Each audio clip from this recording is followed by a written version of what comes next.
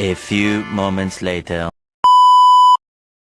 Assalamualaikum warahmatullahi wabarakatuh. Hai teman-teman, perkenalkan nama saya Salma Alvina Rahmawati. Saya dari kelas 1C Psikologi Islam UIN Salatiga.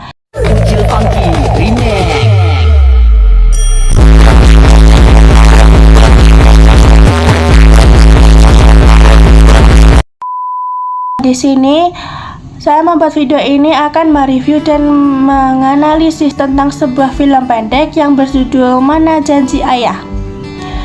Nah, pembahasan video ini mencangkup identitas film, sinopsis, analisis tokoh, teori psikologis yang relevan, ayat Al-Quran dan hadis, keunggulan, kelemahan, kesan pribadi, dan rekomendasi. Video ini dibuat untuk memenuhi tugas ujian tengah semester mata kuliah psikologi umum. Dan sebelum kita memasuki ke identitas film dan sinopsis dan yang lain-lain, mari kita lihat trailernya terlebih dahulu. Let's go! Ayah, jika aku telah jauh dari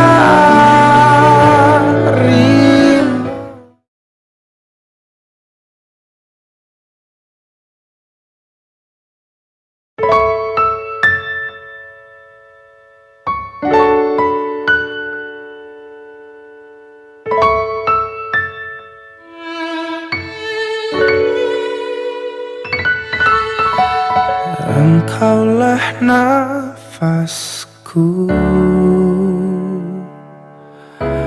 yang menjaga di dalam hidupku. Kau ajarkan aku menjadi yang terbaik.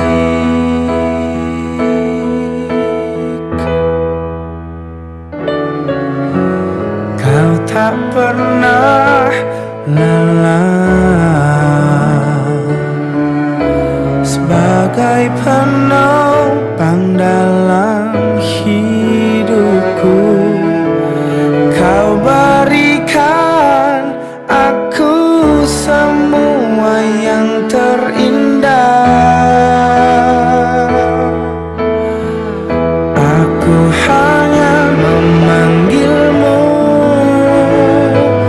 Ayah di saat ku kehilangan arah. Aku hanya mengingatmu Ayah, jika aku telah jauh darimu.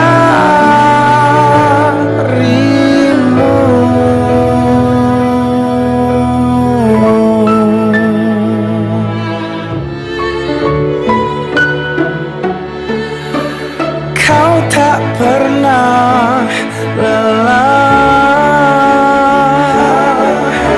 sebagai penopang dalam hidupku.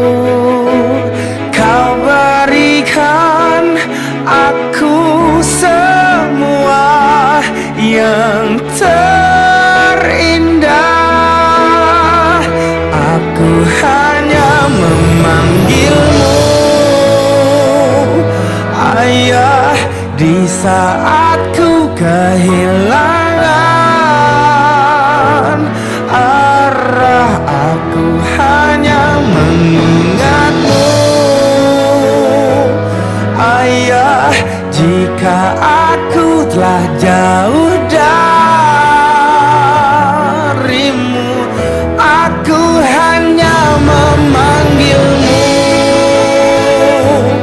Ayah di saat ku kehilangan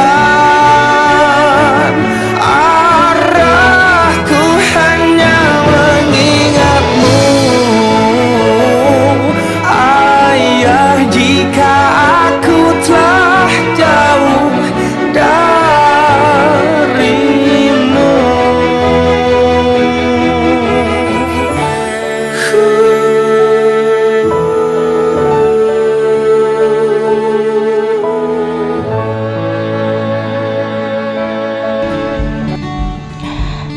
Nah, itu tadi trailernya.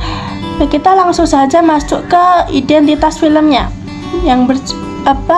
Judulnya di sini adalah Mana Janji Ayah, dan kreatornya itu Eka Gustiwana dan Koharo. Tahun rilisnya tahun 2023, rilisnya di platform YouTube. Dan genre ini drama keluarga dan sosial. Durasi rata-rata setiap episode adalah 15 menit. Nah, film ini menyajikan tentang konflik emosional antara seorang ayah bekerja keras dan seorang anak menuntut pemenuhan janjinya. Yang kedua adalah kita memasuki ke sinopsis, yaitu cerita ini berfokus kepada seorang ayah yang bekerja keras sebagai seorang supir bajai.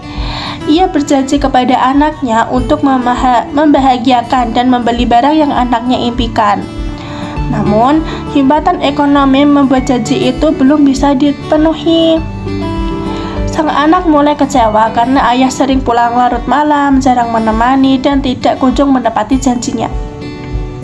Anak merasa diabaikan dan mulai mempertanyakan kemana sih kasih sayang ayah saya ini gitu. Yang ketiga adalah analisis tokoh perkembangan emosi. Nah, analisis tokoh seorang ayah ini itu digambarkan sebagai sosok yang sederhana, bekerja keras, dan penuh tanggung jawab. Yang kedua, ia memendam perasaan lelah dan kecewa itu terhadap dirinya sendiri karena tidak mampu menepati janji. Nah, perkembangan tokoh seorang ayah ini itu dari memendam lalu mengakui kelemahannya hingga belajar mengungkapkan perasaan kepada anaknya. Analisis tokoh seorang anaknya ini pun polos, penuh harapan, sensitif. Dan ia merasa janji adalah bentuk cinta. Ketika janji tidak ditepati, ia menganggap ayah tidak peduli atau ayahnya tidak sayang lagi. Nah, yang ketiga adalah perkembangan tokohnya seorang anaknya ini tuh dari kecewa, marah, dan memahami perjuangan ayah setelah melihat realitanya. Kita masuk ke yang keempat adalah teori psikologi yang relevan. Jadi di sini saya akan mengambil dua dari teori Erik Erikson dan teori attachment. Yang pertama adalah teori Erik Erikson, yaitu ketika anak merasa janji tidak ditepati, rasanya seperti atau terus terhadap orang tua mulai goyah.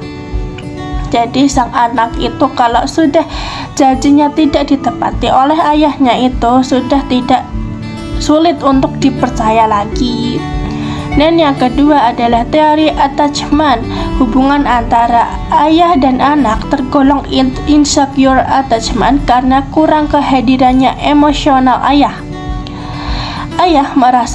Anak merasa kebutuhan emosionalnya tidak terpenuhi. Jadi yang kelima adalah nilai Islam, ayat Al-Quran dan hadis. Nah, ini yang pertama adalah tentang berbakti kepada orang tua. Ada di dalam surah Quran Al-Isra ayat 24 yang bunyinya Bismillahirrahmanirrahim.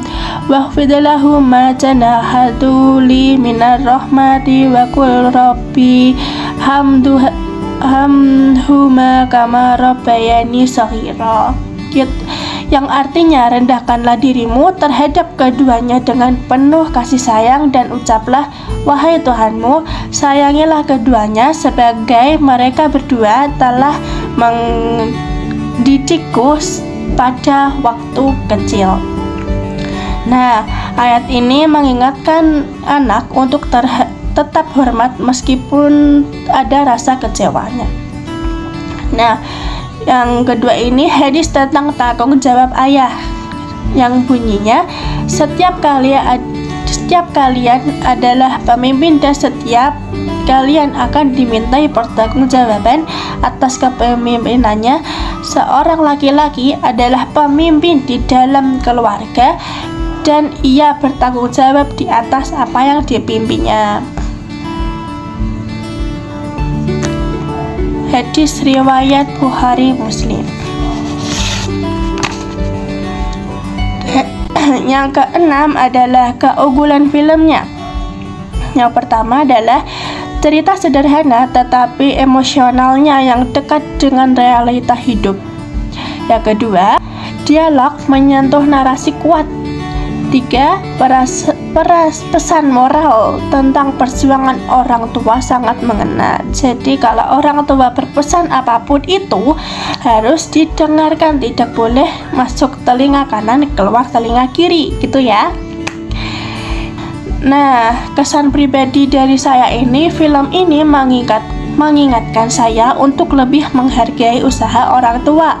Jadi kalau apa-apa itu orang tua mengucapkan sabar ya gitu, ya kita harus menunggunya sampai orang tua ingin membelikannya atau tidak. Kita bisa untuk mengumpulkan uang sedikit demi sedikit untuk membeli barang yang kita inginkan beli sendiri gitu. Jadi kadang kita melihat hasil tanpa proses panjang di baliknya. Jadi saya merasa film ini bukan hanya cerita tetapi cermin kehidupan. Nah, yang ke-9 ini saya merekomendasikan film ini untuk remaja, mahasiswa, orang tua, dan siapapun yang merasa jauh dari keluarganya. Oke, masuk sesi yang terakhir, penutup. Ini adalah film Mana Janji Ayah bukan hanya tentang yang tidak ditepati. Film ini tuh cermin yang memperlihatkan wajah kita saat kecewa, marah, tapi lupa menghargai. Setiap ayah mungkin tidak selalu menepati janji, tetapi hampir semua ayah menepati kewajiban berjuang untuk anaknya. Baik, terima kasih sudah menonton hingga akhir. Semoga film ini bermanfaat. Akhirus salam. Wassalamualaikum warahmatullahi wabarakatuh.